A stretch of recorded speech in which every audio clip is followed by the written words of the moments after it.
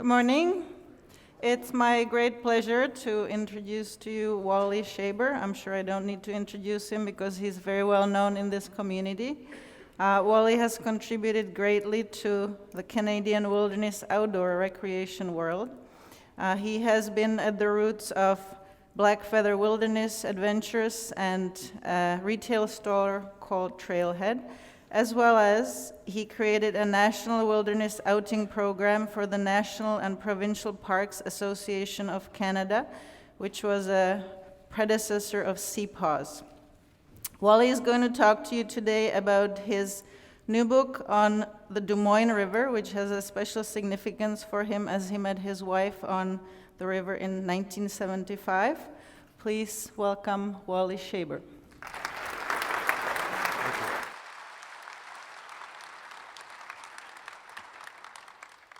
Well, thank you very much. It's a pleasure to be here. Thank you for getting up early this morning, though this isn't early for canoeists, I hope. My book is called The Last of the Wild Rivers. Thankfully, it is not The Last of the Wild Rivers, but as I did my research, I'm finding more and more when you look at a watershed, sadly, there is only one candidate that can be called a true wild river. My watershed was the Ottawa River watershed. The Ottawa River watershed is the historical native home of the Algonquins. It is the size of Prince Edward Island, New Brunswick, and Nova Scotia combined. 65% of it is in Quebec, and the rest is in Ontario. And it was the Trans-Canada Highway for Canada for the first 400 years of its history. Well, that's not true because the native people traded here for probably 4,000 years. My history with the river began in 1969, and if you're of my age, perhaps you attended a boys' camp or were lucky enough to. My camp was called Undadawa, and I was told in Algonquin that meant men of the woods. And when I did the research for the book, the Algonquins corrected me to say that doesn't mean anything.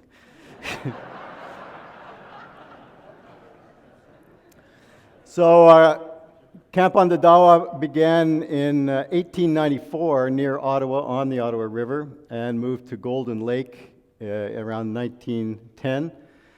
And they decided in 1969 that they had to get back to their roots, which was a wilderness outpost. So they chose a abandoned forestry station on 10 Mile Lake. And 10 Mile Lake is this lake here, and it's part of the headwaters of the Des Moines River. This is Lac Des Moines. Well, we tried our best to get that going, but it just didn't have the charm or the timing to work. But today, the Des Moines River is proposed as an aquatic reserve. It's a very important proposal because it links La Vérendrye Park with Algonquin Park and the Ottawa River. So as a wildlife corridor or as a potential link for you doing a longer canoe trip, it's going to be very important, and I'll get into the details of that later. It's the Ottawa chapter of CPAWS that is leading the public lobbying to get this created as even a bigger park. If you were a connoisseur of rivers, which most of you are, you would describe the Des Moines as being a bold river with subtle scenery that sometimes stops you in your tracks. It has a beautiful southern exposure that ends in the Ottawa River. It has just a hint of danger and excitement. It has quiet but beautiful wildlife and aquatic and opportunities just to capture moments that will last in your memory for a lifetime. It also has a deep, deep history that completely reflects the history of Canada. And I took this approach when I was writing my book, and I tried to combine the history of Canada in the early days with the history of the Ottawa River and how some people that went up the Ottawa River took the tributary called the Des Moines. So this is a penny found at Red Pine Rapids, if you know where that is, just below Grand Chute. An 1852 penny. This penny would have been 1 hour's labor in 1852. So it was a significant loss for some logger on the river. In 1987, Canada abandoned its paper dollar bill, and I thought it was significant that the paper dollar bill had an illustration of an industry that was very important but very devastating to the Des Moines River. And that bill was replaced with a coin which had as its symbol, to me, the symbol of wilderness, the loon. So I feel that from 1987, the 3 decades to today, the Des Moines has really come into its own again as a wilderness river. I'm going to go through quickly the history of the people that either lived or worked on the Des Moines River. Of course, I mentioned already that the Algonquins were the original inhabitants. Each of the major tributaries of the Ottawa River had a band of approximately 10 families that formed a band and lived in that watershed. So the Des Moines River Watershed Band today was pushed all the way up the Kipwa and over towards Lake Temiskaming, and it's today called the Wolf Lake First Nation. And it was very interesting. In 2014, the Wolf Lake First Nation came back to the gateway to the Des Moines called the Swishy and opened up an outfitting center there. So to me, the history of the Des Moines Band has come full circle. Originally, the Algonquins occupied a territory of the River watershed, and their neighbors below were their enemies called the Iroquois. And the Ottawa River, for years, was a war zone, and people would detour up the Des Moines. So this is Des Moines. They detour up the Des Moines and down the Morrissey River to continue trading either at Trois-Rivières or Montreal. They'd also detour, of course, because there were so many ambushes at each one of the portages. And that went on throughout the 1600 to 1700. The history of the Des Moines Band itself was orally told to an anthropologist named Frank Speck in 1913. This gentleman here, his name is Benjamin Mackenzie. He built that birch bark canoe, and he is 73 years old in this picture.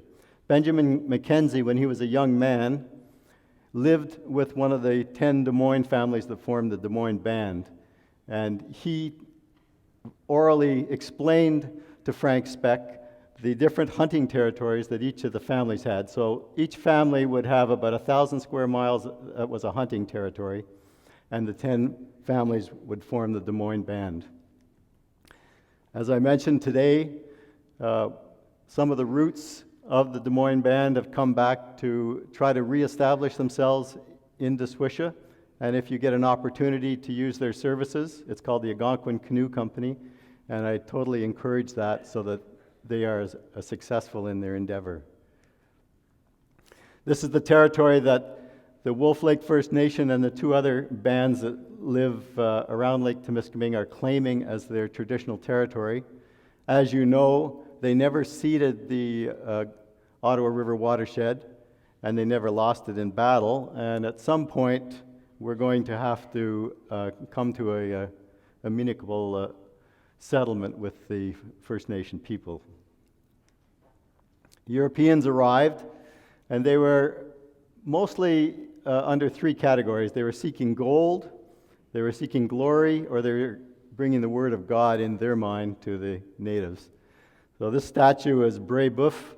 The statue is at one of the early portages in Ottawa on the Ottawa River, and the gentleman on the right is Pierre Le Moyne.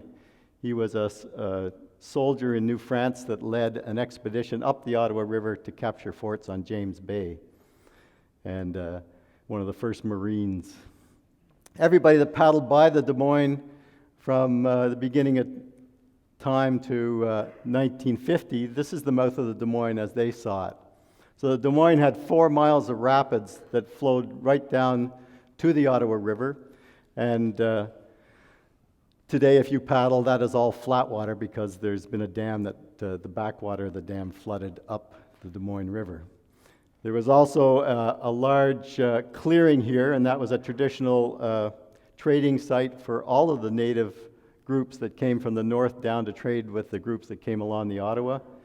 And later it became a farm for the first logging era, and they built this first road that goes up to the rapids called Ryan Chute, that many of you know is the last portage. Most of the traffic went up the river in the form of coureurs de bois or traders or priests. They went up the river because the Des Moines band had their summer gathering on Lake Des Moines. And to trade with them, you had to travel up the river and meet them there in the summer. The end of that whole era was about 1910, and this is an interesting picture. This is a North Canoe built at Grand Lake Victoria, and it's hauling the spring furs over to Fort Temiskaming, and this picture's taken on Lac Des Moines.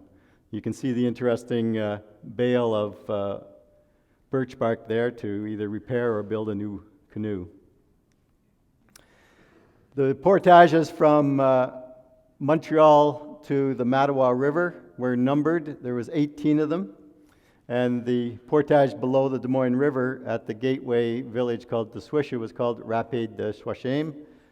But in all of the log journals that I read, they called it du Swishy, and that's because you used to have to paddle up the Ottawa River into this little bay, do your first portage to this lake, paddle across, and do your second portage back to the Ottawa and continue on.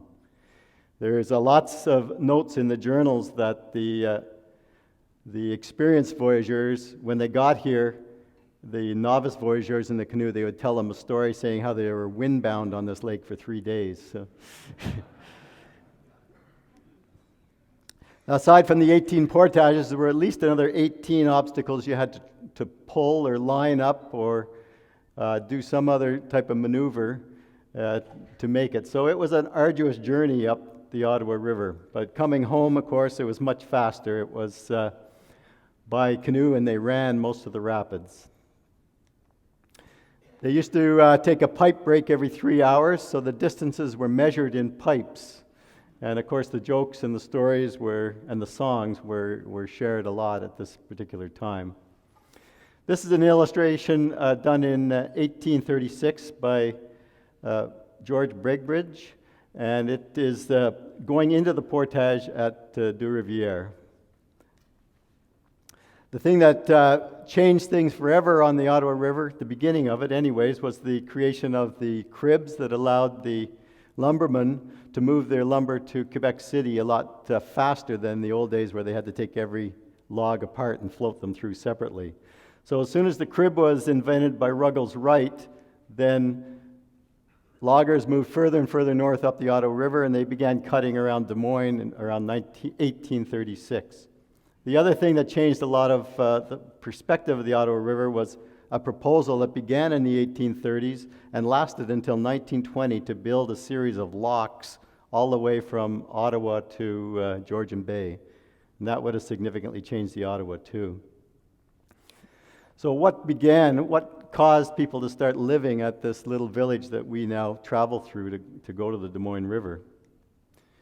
I don't know exactly what was in the water, but certainly the people that lived there and moved there lived a long time. This lady is 98 years old, and she moved there when she was 16. Her name is Abigail Holt. Her father Moses and her other sisters and son-in-laws, to me, were the pioneers that established the village of Rapide de Swishy. And her graveyard is still in the village. You can go and visit it and touch base with that section of history.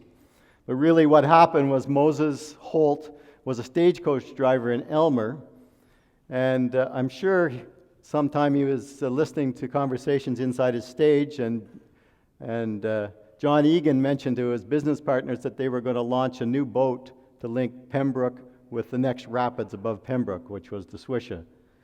So they launched this boat, the Pontiac steamer, in 1854, and of course whoever controlled the landing spot controlled the forwarding of freight, and that was a very viable business at that time. So Moses Holt and his son-in-laws went up to the Swishy and built this hotel. It was a very interesting hotel. It was written up in all of the journals as the most luxurious and the most scenic hotel on the whole river, and created a new group of tourists, adventure travelers they called them. What a good name. There's also a poem that you might all know, Chapeau Boys. It's a song and a poem that mentions the steamboats and the trip up. I mentioned that the Des Moines family, the Des Moines band had families living on the river. Well, this is one of the Des Moines band families that moved to the Swishy. He's wearing a medal from 1812 given to his grandfather because his grandfather was a famous soldier in the War of 1812, and he's proudly wearing it there as part of his family tradition. This is the final burning of the hotel, which was the end result of almost everything built in wood back in those days. This is an interesting slide. These gentlemen have just landed to do the portage, and if the slide was a little lighter, you could see that the first two canoes are birch bark, and the third canoe is cedar canvas. So the transition was taking place at that time. Of course, the thing that changed the forest the most was the lumber industry. There were 3 stages: timber, square timber, they're doing here right now. All that wood was rafted up and floated through the cribs and taken to Quebec City to go over to Europe. The next industry was the lumber industry, and the final industry was the pulp and paper. These are the huge timber rafts. This is the last one to pass Ottawa in 1908, belonged to J.R. Booth. They used to have to take apart each one of those rafts into the cribs and float them down. Of course, the lumberman, the whole bravado of being a lumberman was not only that you could be strong, you also often had to protect your reputation somehow with your fists, and you had to have some bragging rights. So there was these huge brag loads built to take a photo like this. They didn't force the horses to do this every hour. I thought it was interesting, this shot from the pulp and paper era, the guy's doing the same thing. So this truck, the last log drive on the Des Moines was around 1960, and then the trucks took over. But this guy drove his truck right out onto the Ottawa River and dumped his logs. So, okay. There's lots of signs of logging still on the Des Moines, and lots of artwork that you can see as you travel around. This is an actual shot of some guys running. Pretty good technique, I think, there, running down the rapids. There's a pair of caulk boots that they would use to run on the logs. This is the timber slide that was built around Grand Chute, and it was the longest one ever built in the world. This is some roller logs that you can see at the Grand Chute portage. And this is a carving from a forestry surveyor that was laying out the timber limits at the time. This is all on the Des Moines. This is the major lodge on the river, Des Moines Rod and Gun Club, but was originally owned by the Hawkesbury Lumber Company as a stopping place and farm. The final era was you and I, and it began with some tourists that would arrive by train or by steamboat. Real gentlemen dressed to the nines to go fishing and hunting. And they would mostly come from upper New York or the big cities, of course. This is the ferry that took them across the Des Moines. And typically this would be a stopping place that they would take on their road into their hunting and fishing spot. The most famous one, and you'll have to read the story in the book, was called Tramp's Retreat, but during the Roaring '20s, it was a really rocking place, and the elite of New York were staying there. The Des Moines Club, of course, was the biggest one on the watershed. This is the annual general meeting in 1939, and this is what the main street of Swishy looked like in 1939. So there was quite a contrast between the two.